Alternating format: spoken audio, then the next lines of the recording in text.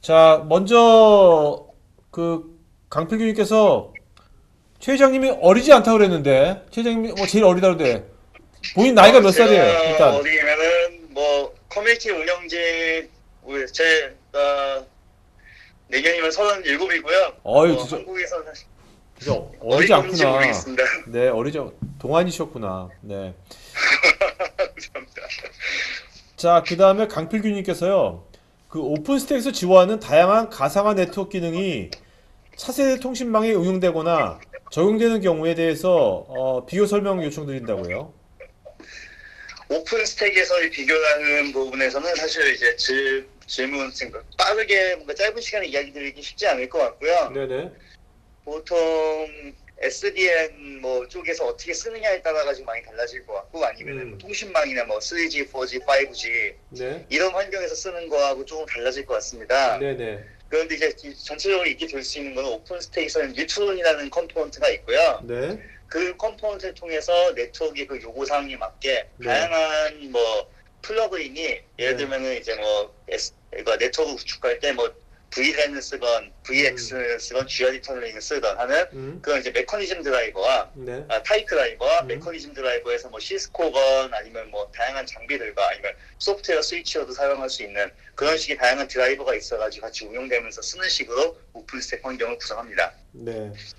자, 네, 박현찬님께서요. 그 오픈스택에 직접 간접으로 관련된 그 자격증 중에 취업에 뭐 영향을 줄 만한 좋은 자격증이 있을까요? 라고 질문했는데요.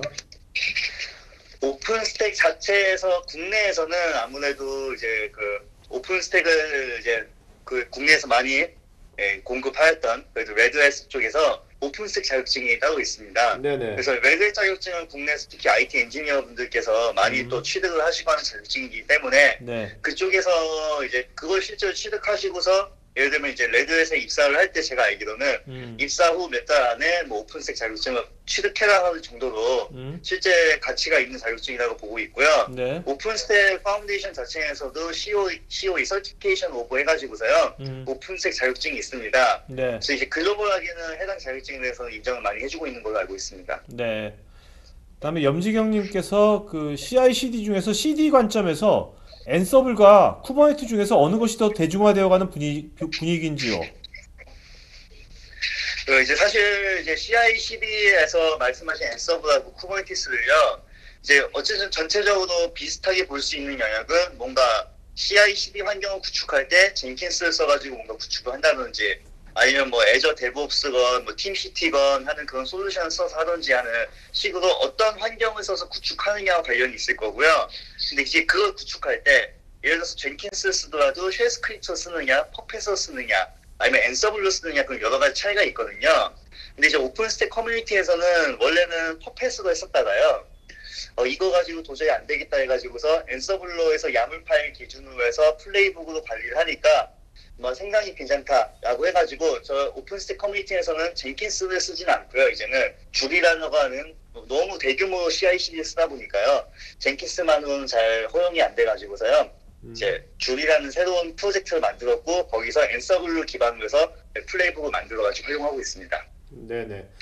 자, 여러분, 자, 고용준 파트장님 들어오셨습니까? 네, 들어왔습니다. 네, 오셨네요. 네. 자, 그다음에 신호초 팀장님, 신 팀장님.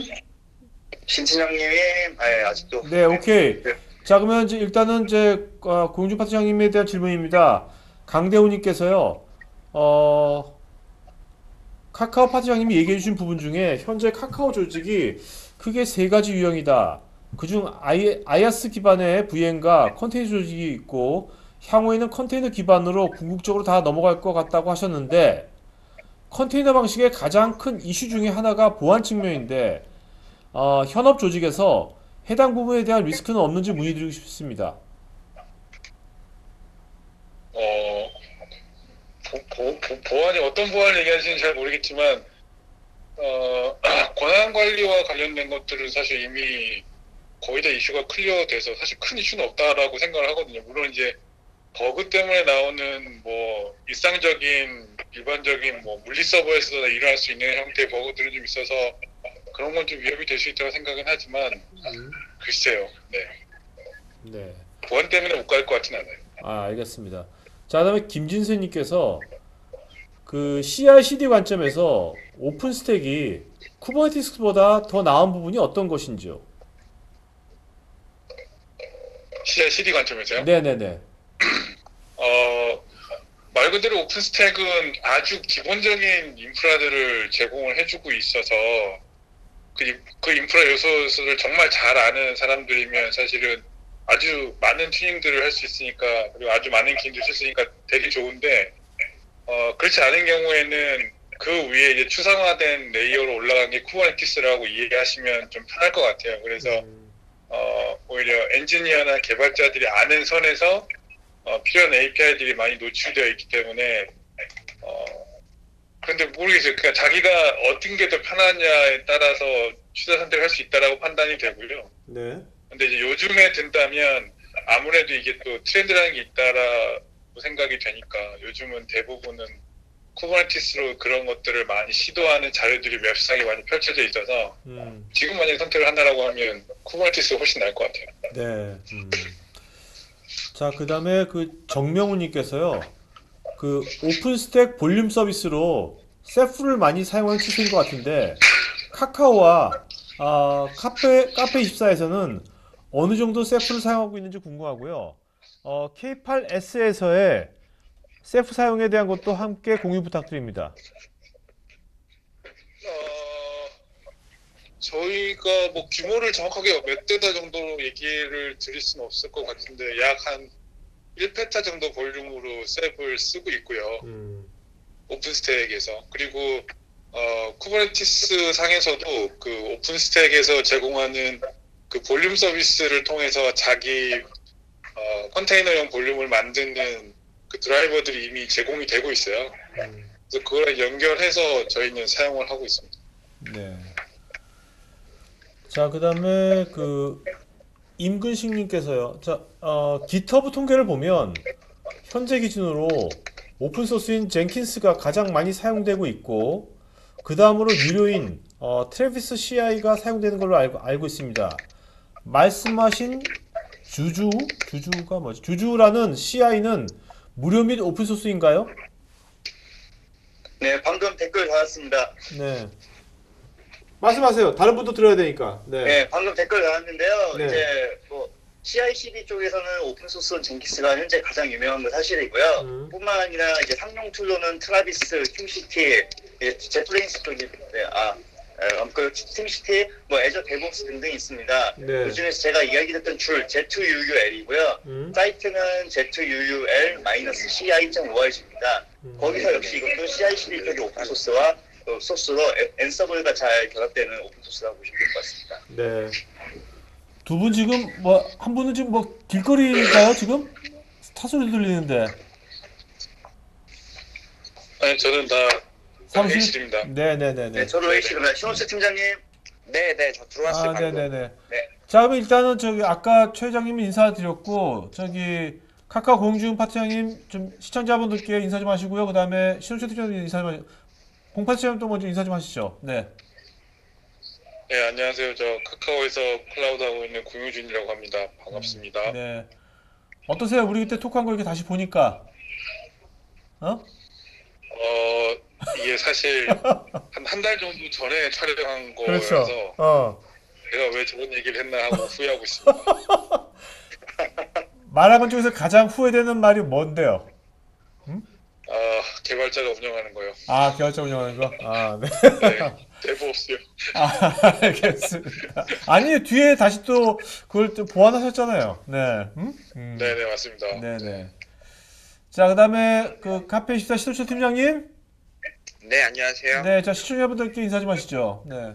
네, 안녕하세요. 카페24에서 클라우드를 연구하고 있는 신우철이라고 합니다. 네네. 신 팀장님은 이게 우리 토크한 거 다시 보니까 어떠세요? 재밌었고요. 네. 근데 이제 제가 좀 처음 하는 거라 보니까 말을 좀 잘 못한 것 같아요. 아니에요. 재밌었어요. 네네. 자, 우리 그때 공파트장님 네네. 저기 그때 우리 막 두서없이 막 얘기했는데 지금 편집된 거를 보여드렸는데 보시고서 요거는 내가 요건 좀 더 얘기하고 싶었는데 못했다 하는 거 있으면 신 팀장님도 그렇고 공 파트장님도 그렇고 최 회장님도 그렇고 하나씩 좀 얘기 좀 해주시죠. 지금 네 파트장님도 먼저 네 아, 어, 너무 무겁지 않은 걸로 네 글쎄요. 뭐, 그냥, 네, 뭐, 특별히 가감 없이 뭐, 네, 네. 제가 항상 이렇게 돌봐줄만 알았어요. 하죠. 그죠? 네, 네. 그냥 잘 전달된 것 같습니다. 네. 신 팀장님은 네, 저도 뭐 딱히 할 말은 없는 것 같고요. 네네. 네. 자, 그러면 질문들 들어왔으니까요. 그러면 김효수님께서요.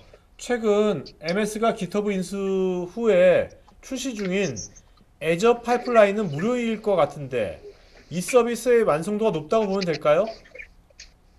뭐 제가 이야기 드릴 수 있는 부분으로는 그러니까 뭐 다 100% 무료는 아닐 거예요. 네. 그래도 상용 MS에서 출시를 했다면은 하지만 기본적으로 쓰고 있는 상당수 부분은 뭐 저도 확인해 본 결과 무료고요.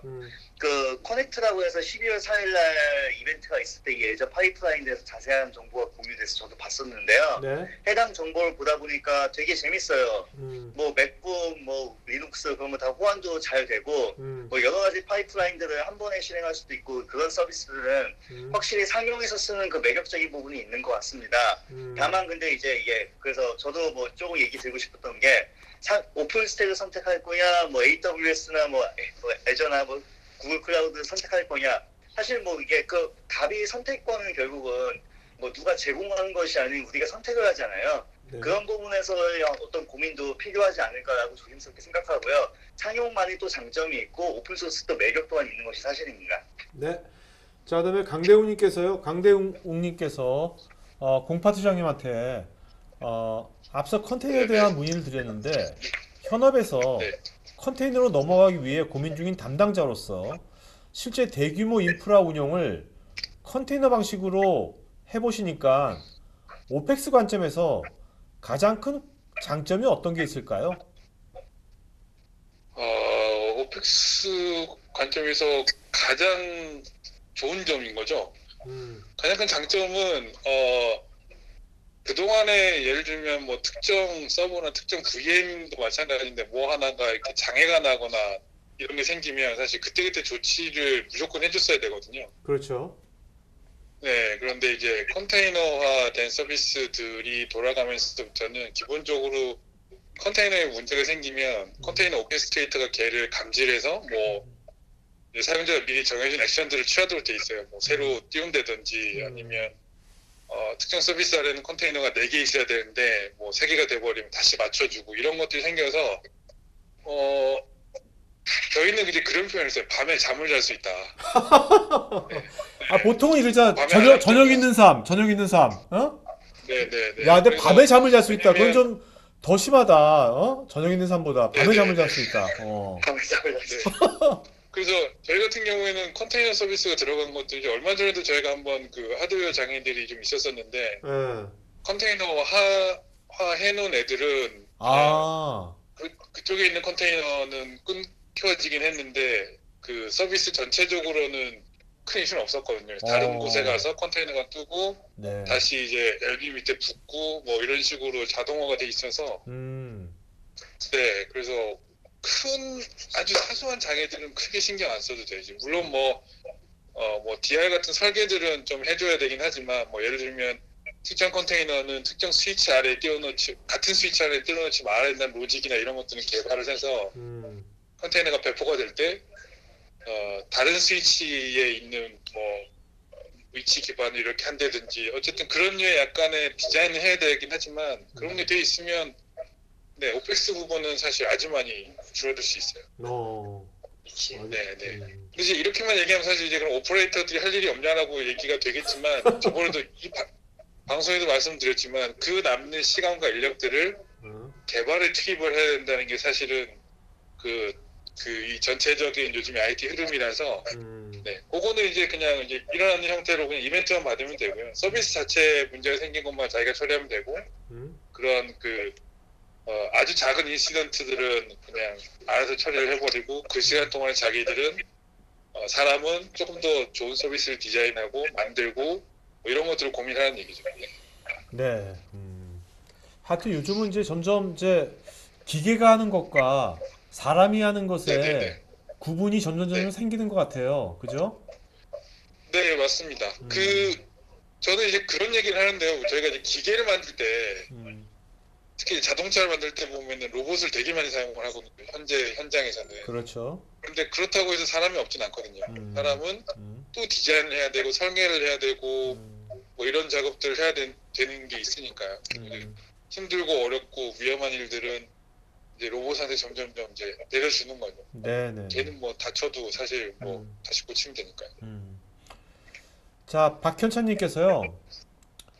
학부를 졸업하고 IT 업계로 진출하는 학생들을 보면 사실 오픈스택에 대해서 전혀 알지 못하는 경우가 많고 유닉스 환경을 능숙하게 다루는 경우도 부족합니다. 그리고 실제로는 인프라에 대한 이해가 대단히 부족한 경우가 많은데 회사 입장에서 학생들이 어떤 부분에서 더 공부나 경험을 하고 오면 좋겠다라고 코멘트 주시면 감사하겠습니다. 이거 뭐 심 그런데 좀 팀장님이나 공파팀장님 회사 입장에서 좀 말씀해 주신다면 학생들 뽑으실 거 아니에요. 아시죠?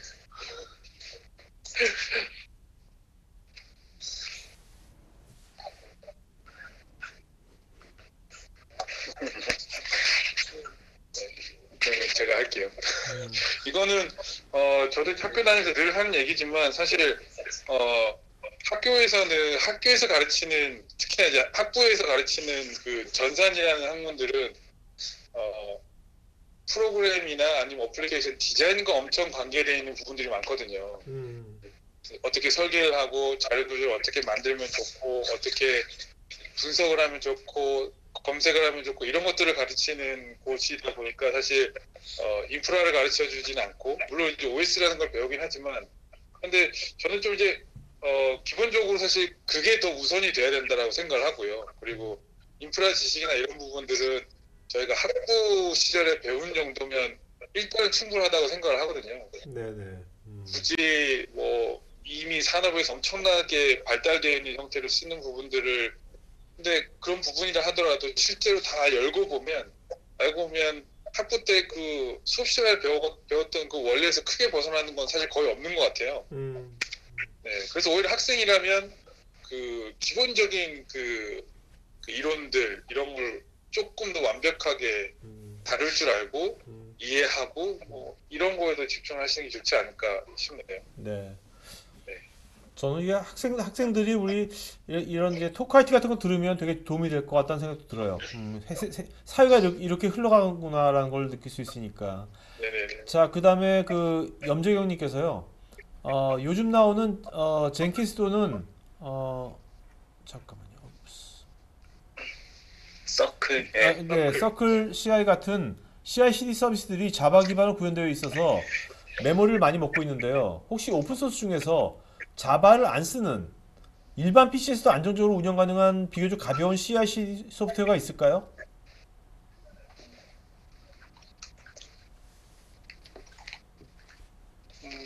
뭐 네, 뭐 제가 답변 되나요? 네네네, 네, 하세요. 네. 하시죠. 네네.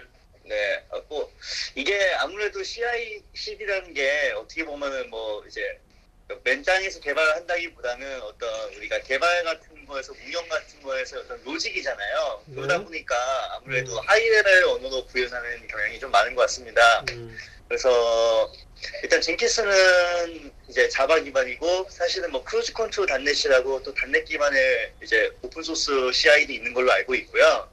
다만 근데 뭐 자바 메모리를 많이 먹는 것 때문에 자바로 쓰신다고 하는 거면은 단넷도 뭐 비슷한 고민을 하지 않을까 생각하고요. 제가 아까 이야기했던 줄 같은 경우는 파이썬 기반으로 또 구현되어 있습니다. 네. 근데 파이썬 기반으로 되어 있는 게 그래도 이제 뭐 단일해서 싱글로 해서 구현하기에는 또 괜찮고 뭐 괜찮을 수 있어요. 그래서 그것 참고하시면 될 것 같고 어느 정도는 그래서 이제 CI/CD에서 특히 일반 PC에서 모든 거를 다 한다기보다는요. 그 상용 서비스랑 어느 정도 적당히 섞어 쓰시는 것도 방법이지 않을까 그렇게 생각합니다. 네. 자, 그다음에 이제 강대웅님께서 아까 파트장님 그 답변에 감사드리고요. 사실 SE 업무를 수행하다가 엔지니어들은 의견 주신 저녁 있는 삶에 공감을 하지만 오펙스 관점을 얘기 드린 건 현업 투자 부서에 대한 설득 때문에 문의를 드렸습니다. 솔직하게 감사드린다고요. 이렇게 답변해 주셨고요. 자, 오늘 이제 벌써 이제 3시입니다. 또 벌써 20분 지났네요. Q&A 시간이. 자, 세 분, 저번에 여기까지 오셔가지고 또 뭐 토크하는 나온 것도 고맙고, 또 오늘 또 이제 업무 시간 중에 이렇게 또 시간 내주셔가지고, 이렇게 또 이제 질문 답변 드린 것도 참 고맙고요. 자, 먼저, 마지막으로, 한 말씀 좀 해주시죠. 먼저, 아무것도 안 말씀하시는 카페14 신팀장님, 마지막으로 한 말씀 해주시고. 네. 네. 즐거웠고요. 다음에 저번에 얘기하셨던 것처럼 음, 딱히 방송 말고 뭐 술자리나 이런 데서 IT 관련돼 있는 이야기들을 주고받으면 더 재밌을 것 같아요. 네, 알겠습니다. 자, 공주 파트장님, 네. 네, 저는 클라우드가 이제 점점점 대중화되고 있긴 한데 사실 실제로 현업에서 쓰기에 되게 어려운 부분들이 있는 거는 이해를 하고 있거든요. 하지만 뭐 천리길도 한 걸음부터라고 조그맣게 해서 본인의 업무들부터 먼저 해보시면 상당히 재밌는 기술들이니까 많이 재밌을 것 같고요. 토크아이디 IT 초대해 주셔서 감사합니다. 네네네. 네. 자, 그 다음에, 최 회장님? 네. 네, 저 역시 초대해 주셔서 정말 감사하고요. 무엇보다 저는 개인적으로는 이제 그러니까 운영진 또 활동하시는 거의 신호철 카페14 팀장님과 우리 또 고용주 상무님과 다 같이 이렇게 함께 참여할 수 있었던 게 정말 뜻깊은 시간이었고 재미있는 시간이 되지 않을까 생각합니다. 그렇게 생각하고 있습니다. 네. 저도 뭐 최근에 토크한 것 중에서 굉장히 그래도 캐주얼하게 재밌었던 것 같고요. 자, 하여튼 우리 이제 올해는 이제 다 간 거고, 내일도 세 분, 오픈소스 관련돼 가지고, 다양한 분야에서 실제적인 여러 가지, 활동도 많이 해주고, 또 그런 것들 지금처럼 많이 공유해 주시면 고맙겠습니다. 자, 여러분 이걸로 오늘 토크아이티 방송 마치도록 하겠습니다. 네, 고맙습니다, 세 분. 네, 고맙습니다. 네.